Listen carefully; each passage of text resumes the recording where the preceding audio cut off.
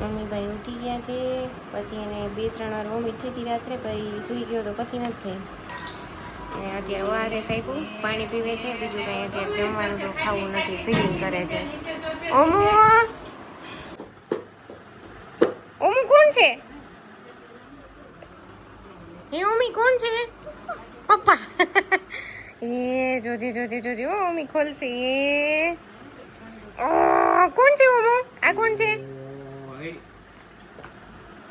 એ કોણ છે ઓમુ? હેલો, પછી બીજો ફોટો કોણ જોશે?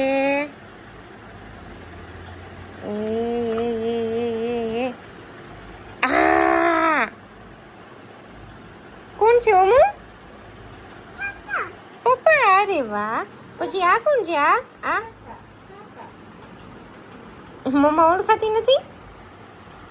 કોણ? હે ચાચુ. આમ જો પ્રશાંતભાઈ જોઈને કે ચાચુ.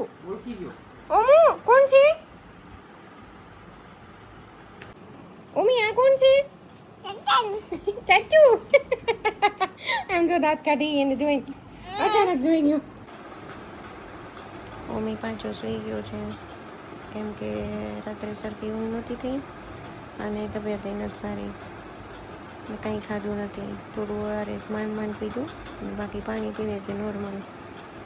અને બસ બાકી તો હમણાં ઉઠે પછી થોડુંક બનાના કે એવું કંઈક ખાશે તો આપીશ. બાકી ફીડિંગ કરે છે એટલે કોઈ ચિંતા જેવું નથી. એકવાર ડાયરિયા થયા અને બાકી વોમિટિંગ તો બંધ થઈ ગઈ છે. કાલ રાતની 3 વાર થઈ ટોટલ, જે કાલે સાંજે થઈ હતી ને 2 વાર રાત્રે થઈ હતી. અત્યારે સારું છે. શું કરે છે ઓમીને બા? ઓમી ભાઈ ફર્સ્ટ ને લઈને ઉઠા, થોડું પાણી પીધું, ઓઆરએસ તો નથી પીવું એને. અને આલ્બમ જોવે છે બધા જૂના મમ્મા પપ્પાના સગાઈના ને એમાં બધા.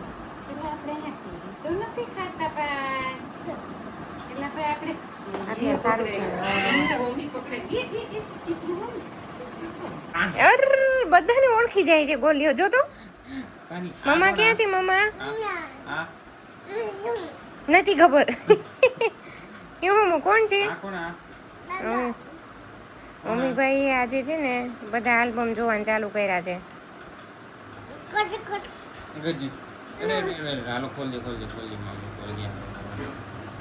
એ હા, કોણ છે ઓમુ?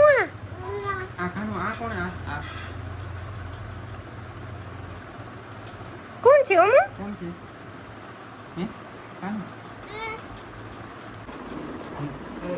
મમ્મીને કઈ ખાવું નથી. બનાના આપ્યું, મેસ્ક બનાના અને એ નથી ખાવું. એક્સિડન્ટ નથી કરવાનો મમ્મા સાથે.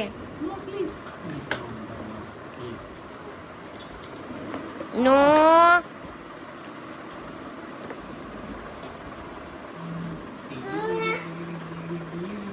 શું શું કાલું છે? એલા લાફિંગ ક્લાસીસ ચાલે છે અહીંયા? હે લાફિંગ ક્લાસીસ ચાલે છે? એલા લાફિંગ સેશન ચાલે છે અહીંયા ઓમી?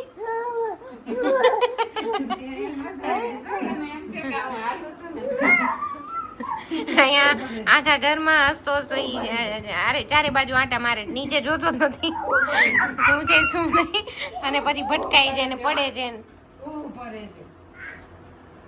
ઓમી એ જંગલ બુક એને હસવું જ આવે છે. હે શું? એ ગલ્લુ ગુલ્લુ ધીમે ની આ જોજે ને આ નીચે. હે મમ્મીને પાછા હજુ ડાયરિયા છે એટલે હવે ઇમરજન્સીમાં અમે લોકો રાજકોટ જ વયા જઈએ છીએ. અહીંયા રોકાવા આવ્યા હતા, કીધું કે અહીંયા રોકાશો થોડાક દિવસ, પણ અહીંયા દામનગર પછી હોસ્પિટલના અંતેના અને ઓમીની જે પીડિયાટ્રિશિયનની જે દવા ચાલુ છે ને એની જ કન્ટિન્યુ કરવાની હોય દર વખતે, એટલે કંઈ પણ હોય એટલે અમે એ ડૉક્ટરને બતાવીએ. એટલે હવે ડાયરેક્ટ ત્યાં જ જવાનું થશે. હમણાં નીકળીએ છીએ. બધું રેડી થઈ ગયું નહીં બાબુ? મકાનુડાની કેમ ડાયરિયા થઈ ગયા? ડાયરિયા થઈ ગયા. ઓમ અમે નીકળ્યા તરત જ સૂઈ ગયો હતો રસ્તામાં જ, કેમ કે સેકન્ડ નેપ નહોતો લીધો સરખો, એટલે સૂવે ત્યાં સુધી ઠીક છે. સીધું અમારે હોસ્પિટલ જ જવાનું છે બતાવવા એને. ઓમને છે ને અહીંયા હોસ્પિટલ આવે ને, ડિવાઇન હોસ્પિટલ છે ત્યાં આવે, એટલે અહીંયા પ્લે એરિયા છે ને એમાં જ રમવું હોય એને. શીખ હોય કે ન હોય એને, બસ ડાયરેક્ટ અહીંયા રમવું હોય. સ્લાઇડરમાં સ્લાઇડિંગ કરવું હોય ને હિંચકામાં બેસવું હોય ને એવું બધું.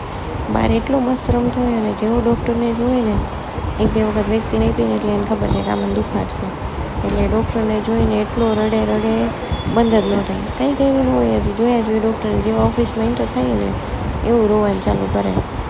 એટલે છોકરાઓ ટૂંકમાં એટલા બધા બી જતા. અમે લોકો પહોંચી ગયા રાજકોટ, અને હોસ્પિટલ જઈને જ આવ્યા. અમારા જે મમ્મીના પીડિયાટ્રિશિયન છે ને એને બતાવીને જ.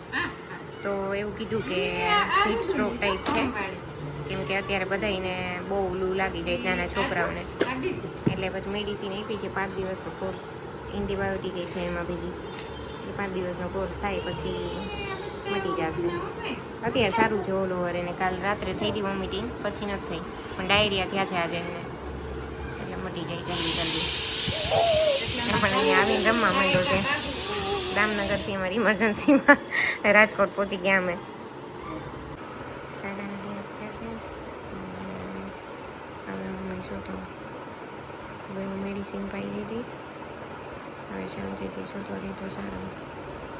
ઓલ ઓવર સારું છે એને કાલ કરતાં, પણ વીકનેસ જેવું લાગે થોડુંક, પણ તો એ રમે છે તો ફૂલ જ એનર્જી ફૂલ છે એનામાં. પણ કંઈ ખાધું જ નથી આજના દિવસમાં. એની એક વસ્તુ મોઢામાં જ નાખી, ઓનલી ફીડિંગ અને પાણી. ORS નથી પીવું એને, દહીંની 1 ચમચી ખવડાવી પણ એને ન ખાધી. સૂઈ જાય તો સરખું થઈ જાય સવારમાં.